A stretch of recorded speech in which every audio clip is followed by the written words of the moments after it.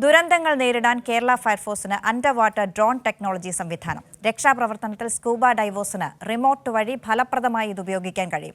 1,10,00,000 രൂപ വില വരുന്ന 4 മെഷീനുകളാണ് അഗ്നിരക്ഷാസേന വാങ്ങിയത്. ഇതോടെ ഗുഡ് മോർണിംഗ് കേരളം ഈ റിപ്പോർട്ടോടുകൂടി ഇന്നത്തെ ഗുഡ് മോർണിംഗ് കേരളം അവസാനിക്കുകയാണ്. ഇടവേളയ്ക്ക് ശേഷം മോർണിംഗ് റൗണ്ടപ്പിൽ ശരത് ചന്ദ്രനുണ്ടാകും. നമസ്കാരം.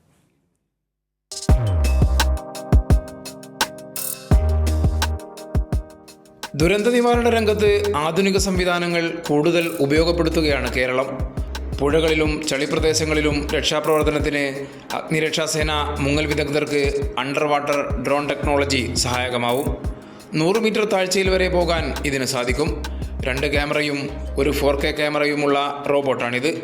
വെള്ളത്തിനടിയിൽ ഏത് പ്രതികൂല സാഹചര്യത്തിലും ഉപയോഗിക്കാൻ സാധിക്കുന്ന ഒരു സോണാർ സംവിധാനവും ഇതിലുണ്ട്.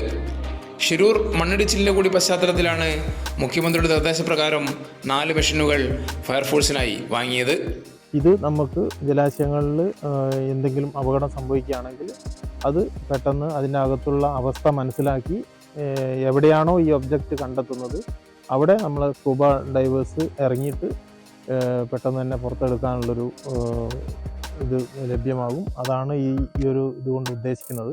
കോഴിക്കോട് റീജിയന് കീഴിലെ 12 യൂണിറ്റുകളിൽ നിന്നും തെരഞ്ഞെടുത്ത 22 സ്കൂബ ഡൈവേഴ്സിന് നന്മണ്ട പരലാട് കുളത്തിലാണ് പരിശീലനം.